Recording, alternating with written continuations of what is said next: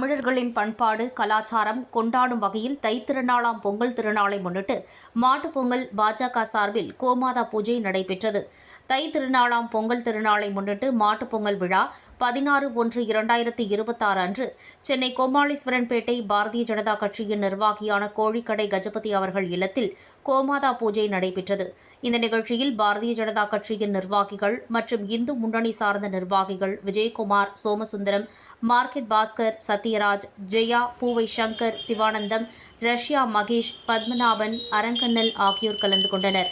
அதனைத் தொடர்ந்து செய்தியாளர்களை சந்தித்த பாஜக கஜபதி அவர்கள் பேசும்போது, தமிழர்களின் பொன்னாளாக பொங்கல் திருநாளை கொண்டாடி வருவதாகவும், அந்த வகையில் மாட்டுப் பொங்கலை முன்னிட்டு கோமாதா பூஜை செய்யப்பட்டு கோமாதா கொம்புக்கு வண்ணம் அடிக்கப்பட்டு பொங்கல் வைத்து கோமாதாவை வணங்கினர். தொடர்ந்து ஒவ்வொரு ஆண்டும் இந்த பொங்கல் திருநாளில் அனைவரும் ஒற்றுமையுடன் தமிழர்களின் பாரம்பரியம், கலாச்சாரம், பண்பாடு மறக்காமல் அதனை அடுத்த தலைமுறைக்கும் கொண்டு செல்ல வேண்டியது நமது தலையாய கடமையாகும். மீண்டும் அனைவருக்கும் மாட்டுப் பொங்கல் நல்வாழ்த்துக்கள் தெரிவித்துக் கொண்டார்.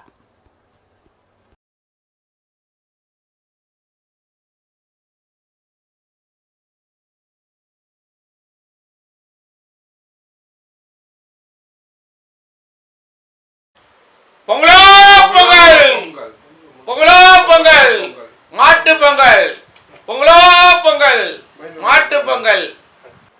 அனைவருக்கும் வணக்கம். நான் சேப்பாக்கம் மண்டலிலிருந்து கோழிக்கடை கஜா என்ற கஜபதி பேசுகின்றேன். பிஜேபியை சார்ந்த சகோதரன். இன்று மாட்டு பொங்கல், நேற்று பொங்கலோ பொங்கல்.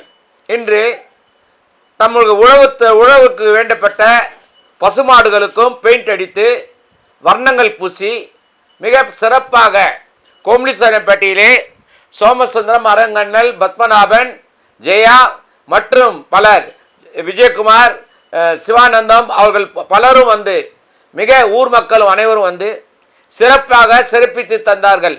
அதற்கு எங்களுடைய மனமார்ந்த மகிழ்ச்சியை தெரிவித்துக் கொள்கிறேன். அதே நேரத்திலே சென்னை பாம்பே குஜராத்திலே மகாராஷ்டிராவிலே ஒரு பெரிய விசித்திரமாக நடந்திருக்கின்றது.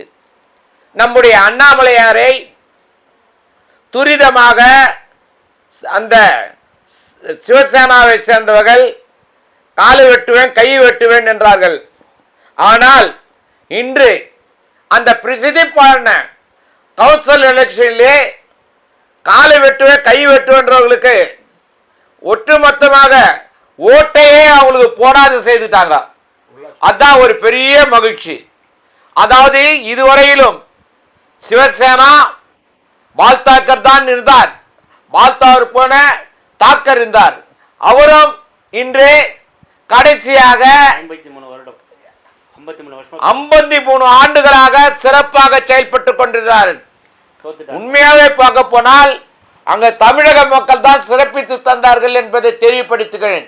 உதாரணத்துக்கு வரதராஜ முதலியார். ஆனால் இப்போது தற்போது எங்களுடைய தேசிய தலைவரான அண்ணாமலையார் போய் நீங்கள் இங்கே வர முடியாது, கால் வெட்டுவேன், கை வெட்டுவேன் என்றார்கள்.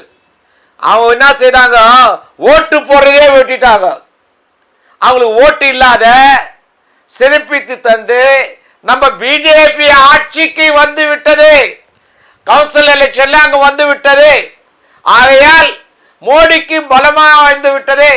உலக நாடுகளா போற்ற அளவுக்கு வியக்கத்தக்க, அதாவது சிவசேனாவிடம் இருந்து காங்கிரசிடம் இருந்தும் இப்பொழுது தம்முடைய வசம் பிஜேபி தேசிய ஜனநாயக கூட்டணிக்கு வந்து சேர்ந்து விட்டது என்றால் மிக மிக மகிழ்ச்சி. நாளை 2026 சென்னையிலே எப்படியாப்பட்ட விஷயம் நடக்க போன்றது பாருங்கள். ஒரு தலை, சில கூட்டணி சரியான கூட்டணி என்கிறார்கள். ஆனால் நிச்சயமாக நம்முடைய எடப்பாடி அவர்கள் தான் முதல்வர் என்று எடுத்துக்கொள்வது உண்மை அதுதான். ஆனால் அதே நேரத்தில் பிஜேபியை சேர்ந்த சகோதரர்களும் தேசிய ஜனநாயக கூட்டணியை சேர்ந்த சகோதரர்களும் ஒற்றுமையாக செயல்பட வேண்டும். ஏடிஎம்கே சேர்ந்த சகோதரர்கள் அவருக்கு உறுதுணையாக இருக்க வேண்டும். பிஜேபியை சேர்ந்த சகோதரர்களும் பாட்டாளி மக்கள் கட்சியை சேர்ந்தவர்களும் அனைவரும் ஒத்துழைப்போடு சேர்ந்தால் அந்த 10 கரங்கள் 10 விரல்கள் ஒன்று சேர்ந்தால் பலமான ஓங்கி அந்த சமட்டி அடி அடித்து வெற்றி பெறுவோம் என்று கூறிக்கொண்டு உங்களிருந்து விடைபெறுவது கோழிக்கடை கெஜா என்ற கஜபதி. அண்ணாமலையார் வாழ்க. பாரத பிரதமர் உலகளவிலும் மேலும் மேலும் உயர்ந்து கொண்டே செல்கிறார்.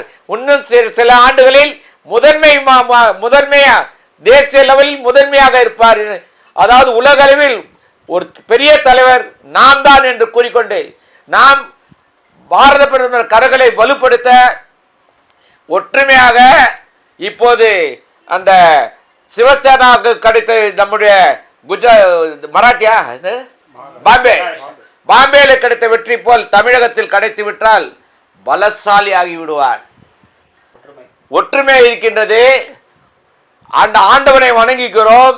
ஆண்டவன் அருள் நம்ம இருக்கிறது. ஆகையால் எந்த சக்தியாலும், அமெரிக்கா சக்தி இருந்தாலும் எந்த சக்தியாலும் நம்மளை அழிக்க முடியாது. நாம் தான் வெற்றி பெறுவோம். ஒற்றுமையாக செயல்படுவோம். என்றும் இந்தியாவின் ஒற்றுமையே நமது ஒற்றுமை. தேசப்பற்றுதான் முக்கியமானது.